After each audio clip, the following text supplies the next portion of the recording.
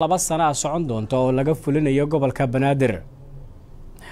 shir looga hadlayo sidii mashaariic horumarineed lagaga fulin lahaa gobolka Banaadir ayaa maanta waxa uu shirkaasi dhex maray maamulka gobolka Banaadir iyo xubno sare oo ka tirsan hay'adaha caalamiga ah ee ka socda qaramada midoobay beesha caalamka iyo midowga Yurub iyo kuwa kale gudoomiyaha gobolka Banaadir ana duqa caasimada Muqdisho injineer Cabdiraxmaan Cumar Cismaan Yariisow oo ugu horeyn shirkaasi furay ayaa sheegay inay dhamaatay in hay'ado gobolka Banaadir ka fuliya mashaariic aan markaasi qorsheysnayn gudoomiyaha Yariisow ayaa ka dhawaajiyay in qorshaha hay'adaha mashaariicda gobolka Banaadir ay ka fulinayaan uu diyaarinayo ama uu qorsheynayo gobolka Banaadir isla markaana halka loogu talagalay oo gobolka Banaadir uu qorsheeyay ay tahay in laga furo waxa uu tilmaamay in mashaariicda hadda horumarineed ee laga fulinayo gobolka Banaadir ay ka mid yihiin maareynta barakacayaasha dib u soo celinta bilicda adeegyada nadaafadda iyo dib u habeynta adeegyada bulaacadaha dawladda hoose ee gobolka Banaadir oo dib u habeyn lagu sameyn doono gudoomiyaha injineer Cabdiraxmaan Cumar Cismaan Yariisow duqa magaalada Muqdisho ana gudoomiyaha gobolka Banaadir ayaa faahfaahiyay waxyaabihii uu ku saabsanaa nuxurka shirka dhexmaray hay'adaha caalamiga iyo maamulka gobolka Banaadir dhamaantood maanta kulankan aan nimid u yahay kulan runtii lagu wada tashanay qorshaha labada sano soo socoto anaga gobolka Banaadirna waxaan diyaarinay qorshihii horumarinta gobolka Banaadir oo ay ku qeexan tahay arrimaha mudnaanta aan siinayno hay'adaha caalamiga aan rabno inay nagala shaqeeyaan oo runtii ay muhiim u tahay in maamulka gobolka Banaadir uu hogaamintana qaato ayagana ay nagu saacidaan howlaha annaga aan u baahannahay waxaan rabnaa inaan joojino howlihii hore u socon jiray oo ah in hay-ad timaado wixii ay doonto ay ka fuliso gobolka waxaan rabnaa wax la fulinaya inay noqdaan wax maamulka gobolka ka yimid shacabka ka yimid annagana waxaan ugu ballanaya inaan shacabkii wadatashi aan matalayno aan badino shacabka rabitaankiisana aan wax walba ka horumarino sidoo kale kulan shalay noo socday oo JPLG aan la yeelanay uga hadalnay mashaariicda iyo horumarka ee qorshayaasha aan labada sano soo socoto maanta hay'adihii kale ay nala joogaan oo ay ka mid yihiin bangiga adduunka DRC NIS SSF TIS Plus iyo hay'ado kaleba iyo wasaaradda arrimaha gudaha dhammaantood ujeedadu waxay tahay inaan qorshaha uu gobolku degsaday sidii loo dhaqangelin lahaa looga faa'iideyn lahaa shacabka Soomaaliyeed laga wada shaqeeyo wadajirkeedana ay tahay wax noogu muhiimsan annaga arrimaha aan danaynayno horumarka aan rabnay aan ka gaarno sidii barakacayaasha xal loogu heli lahaa arrimaha amniga oo aan dadaaladeeda loo horumarin lahaa arrimaha magaalada nadaafadeedii iyo hagaajinteedii bulaacadihii iyo sidii biyo meelihii biyo mareenka loo hagaajin lahaa waxaa kaloo iyagana aan xoogga saaraynaa annaga barnaamijkii darisaynta iyo siduu u horumari lahaa marka shirkan wuxuu shir muhiim ah oo dhammaan hay'adaha aan doonayno mashaariicda ay wadaan in ay noqdaan kuwo maamulka gobolka Banaadir uu doon hogaamineed leeyahay kaasina wuxuu ah gudoomiyaha gobolka Banaadir injineer Cabdiraxmaan Cumar Cismaan Yariisow golo ay la magac baxeen golaha isbedel doonka koonfur galbeed ee Soomaaliya oo ku sugan magaalada Baydhabo isla markaana ay ku jiraan xubno ka tirsan musharaxiinta madaxweynaha maamulka koonfur galbeed ee Soomaaliya ku baratamaya ayaa ka dhawaajiyay in dib loo dhigo doorashada koonfur galbeed ee Soomaaliya golo la magac baxay golaha isbedel doonka koonfur galbeed oo ay ku midaysan yihiin inta badan musharaxiinta iyo siyaasiyiinta ayaa ka soo jeeda koonfur galbeed ayaa baaq ka soo saaray doorashada madaxweynaha koonfur galbeed waxaana ay ka dhawaajiyeen waxaana ay soo dhaweeyeen iscasilaadii uu iscasilay isla markaana uu tanaasulay madaxweynihii maamulka koonfur galbeed ee Soomaaliya Shariif Xasan Sheekh Aadan golaha oo ka dhex muuqday Muqtaar Robow Cali Abu Mansuur oo ka mid ah ragga ku baratamaya kursiga madaxtinimada maamulka koonfur galbeed ayaa sheegay inay si buuxda u aqbalayaan in gudoomiyaha koonfur galbeed ee baarlamaanka uu sii ahaado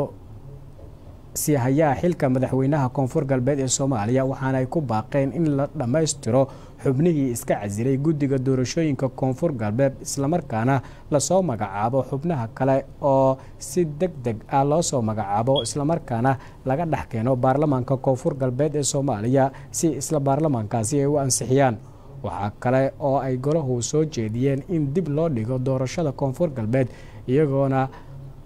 la qiimeyn doono ayay yidhahdeen maalmaha shaqada ee guddiga doorashooyinka hakad ka galay kadib markii ay iscasileen daruufaha jirana markaasi la dhowrayo islamarkaana ay muhiim tahay in la abuuro jawi degan oo doorashada koonfur galbeed ay ku dhici doonto waxaa kale oo ay hoosta ka xariiqeen in aanan meesha laga saarin shaqadii ay qabteen inta badan xubnihii guddiga oo ay iscasilay oo ay ka mid ahaayeen in la diiwaan geliyey qaar ka mid ah musharaxiinta oo shahaadooyinkooda qaatay golahaasi ayaa la baxay golaha isbedel doonka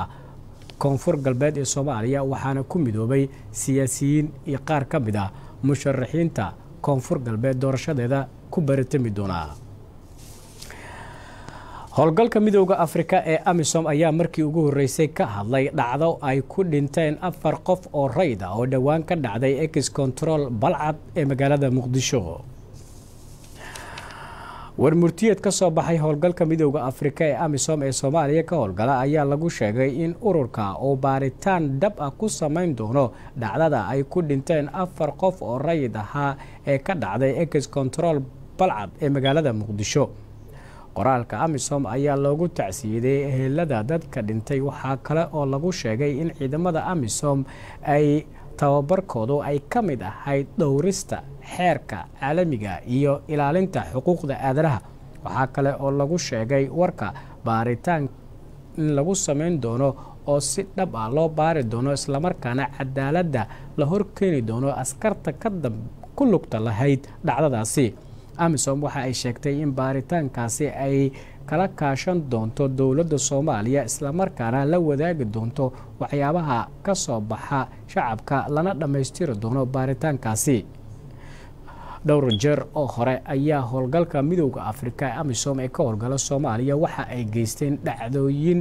ay dhimasho dhaawac iyo burbur hantiyadeed ay kasoo gaartay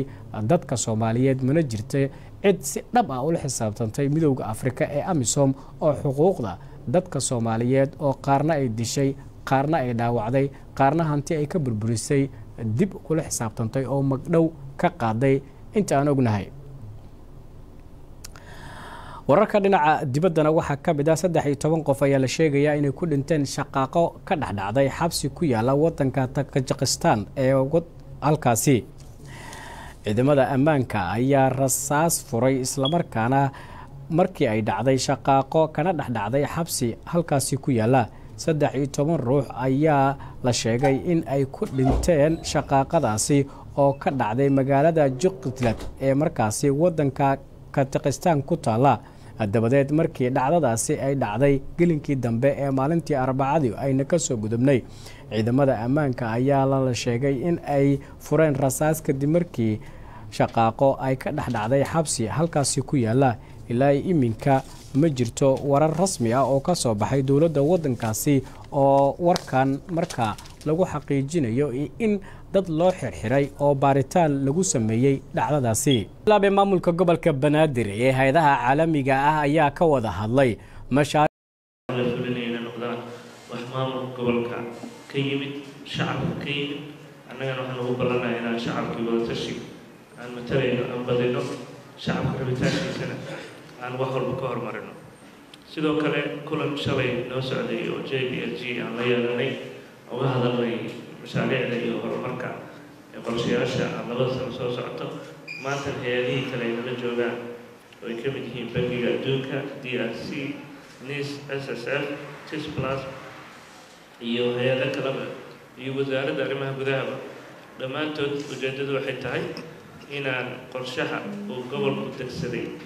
sidii loo dhaqangelin lahaa looga faa'iideyn lahaa shacabka Soomaaliyeed laga wada shaqeeyo wadajirkeennana ay tahay waxa noogu muhiimsan annaga arrimaha aan danaynayno horumarka aan rabnay aan ka gaarno sidii barakacayaasha xal loogu heli lahaa arrimaha amniga oo aan dadaaladeeda loo horumarin lahaa arrimaha magaalada nadaafadeedii iyo hagaajinteedii bulaacadihii iyo sidii biyo meelihii biyo mareenka loo hagaajin lahaa waxaa kaloo iyagana aan xoogga saaraynaa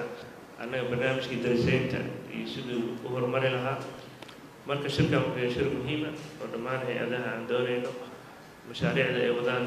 in ay noqdaan kuwo maamul gobolka banaadir uu door hogaamineed leeyahay. kaasina wuxuu ahaa gudoomiyaha gobolka banaadir injineer cabdiraxmaan cumar cismaan yirisow.